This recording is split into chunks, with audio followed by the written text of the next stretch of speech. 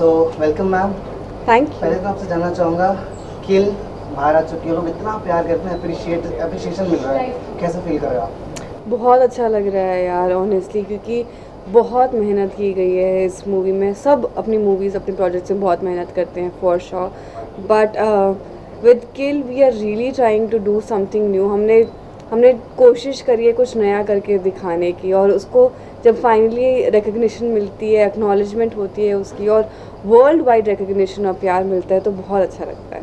आपकी जर्नी की अगर बात करूँ, काफ़ी शानदार जर्नी रही है। स्टार्ट करना द सूटेबल बॉय से, फिर उसके बाद फ्लेम्स, जी देन मुंबई कर, जी। एंड अभी आना फाइनली किल पे आके। मतलब जब आपने इतनी इतनी लंबी जर्नी में क्या क्या, मतलब आपके, अगर मैं बात करूँ ऐसा सारे प्रोज एंड कॉन्स होते हैं, तो क्या क्या आपको प्रोज लगे, क्या कॉन्स लगे? एक्चुअली मेरी शुरुआत फ्लेम्स से हुई थी और फिर अ सूटेबल बॉय हुआ था। प्रोज एंड कॉन्स इस जर्नी के, आई थिंक आप कोई भी सफ़र के कोई कॉन्स नहीं रहते हैं। अगर आप उनसे कुछ सीख पा रहे हो, तो आई थिंक वही सबसे बड़ा प्रो होता है कि आप बस सीखते रहो और उनसे ग्रो करते रहो उन चीज़ों से। सो आगे बढ़ने की कोशिश है और वही चल रहा है। और ऑल ऑफ दीज डिसीजंस जो भी मैंने आज तक किया है, अब मैं जाके फाइनली किल पे पहुंची हूँ, अब यहाँ पे लेके आई है मुझे ये ज़िंदगी। तो अब देखते हैं आगे क्या होएगा। So I would like to know from you that how was your approach for this role in Kill? तो मुझे एक्चुअली कास्टिंग बेस से कॉल आया था एक ऑडिशन के लिए। तो उन्होंने मुझे ऑडिशन भेजा, सेल्फ टेस्ट मतलब सीन भेजा सेल्फ टेस्ट के लिए। मैंने रिकॉर्ड किया और मैंने भेज दिया, और फिर उसके बाद काफ़ी टाइम तक मैंने उनसे कुछ सुना नहीं वापस। तो मुझे लगा ठीक है, हो गया होएगा। मैं दिल्ली चली गई थी वापस अपने घर, और फिर उसके बाद मुझे देवरॉय सर का कॉल आता है, जिनके साथ मैंने पीआई मीना पे काम किया था। वो मेरे डायरेक्टर थे तब के, और उन्होंने कॉल पे मुझे बताया कि निखिल, एक उनका दोस्त है जो डायरेक्ट करना चाहता है, वो एक मूवी बना रहे हैं और वो चाहते हैं कि मैं उस मूवी में ज्वाइन करूं। तो मैंने बोला अच्छा ठीक है, मैं बात करती हूँ सर से। और फिर पता चलता है मुझे कि वो किल का ही ऑडिशन था जो मैंने भेजा था, और निखिल सर से बात होती है। फिर मैं स्क्रिप्ट पढ़ती हूँ और मुझे बहुत पसंद आती है स्क्रिप्ट, और that is how things started for us. So after getting script, after getting selection, जब फाइनल को पता चला कि ये धर्मा प्रोडक्शन है, like you're working with Karan Johar, so how was that feeling? क्या क्या मन में चल रहा था? बहुत एक रोमांचक एक्सपीरियंस था यार ये भी, क्योंकि मैं आज तक बहुत बहुत ओटीटी शोज़ करती आई हूँ, और मोस्टली मैंने हमेशा शोज़ ही करे। एक मूवी करी थी मुंबई कर, विच अगेन वो ओटीटी पे ही थी।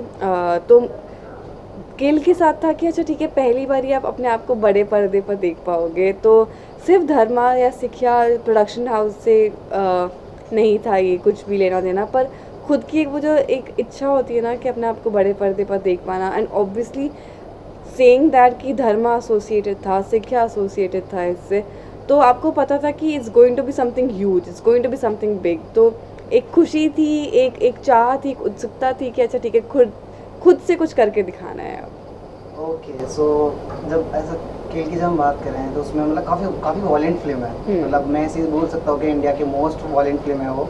सो ऐसी मूवीज़ में काम करना, वॉज इट लाइक, ऐसा मन में डर नहीं था कि क्या पता जनता क्रिटिसाइज करने लग जाए बैठ के, बोले यार अपोज कर दे?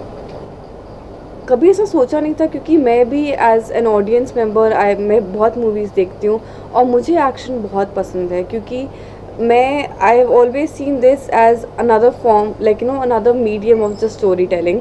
तो action like any other, romance, comedy और ड्रामा, थ्रिलर, हॉरर, इट्स मतलब एक जॉनरा है, और उस जॉनरा में आप कुछ नया करके दिखाने की कोशिश कर रहे हो। तो मुझे कभी भी एक सेकंड को भी नहीं लगा था कि हम एक्शन को हम कभी भी ग्लोरीफाई नहीं कर रहे हैं। हम एक्शन को, जैसे करण सर भी कह रहे थे या निखिल सर भी कह रहे थे, कि action is also an art form.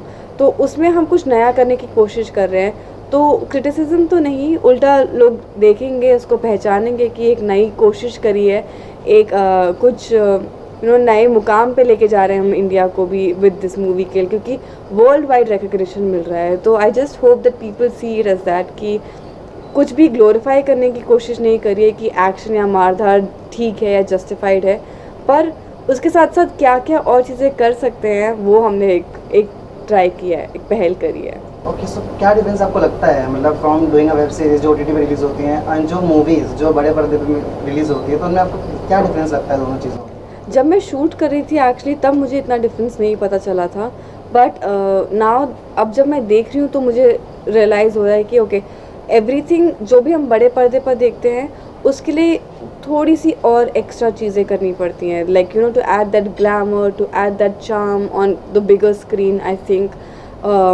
जैसे स्लो मो शॉट्स वगैरह होते हैं उसमें आपको और कितना मतलब एग्जैजरेट करना पड़ेगा या सटल करनी पड़ेंगी चीज़ें, क्योंकि हर एक चीज़ रजिस्टर होएगी बड़े पर्दे पर। तो ये मुझे बाद में रियलाइज़ हुई ये चीज़ें, और अब ऑब्वियसली मैं सीख रही हूँ।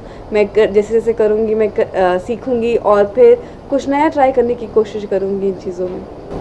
एट लास्ट और क्या कुछ आने वाला है आपकी तरफ से जनता के लिए? चीज़ें करिए यार, हम लोगों ने शूट पर अभी तक बहुत सारी अनाउंसमेंट्स हुई नहीं हैं, तो जैसे ही आएंगी बाहर बातें होंगी आपसे, और आई होप आप उनको भी उतना ही प्यार दोगे जितना आप आज तक देते आए हो।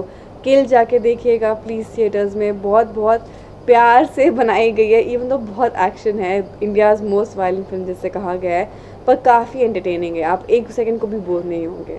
प्लीज़ जाके देखिएगा। Thank you so much ma'am. Thank you.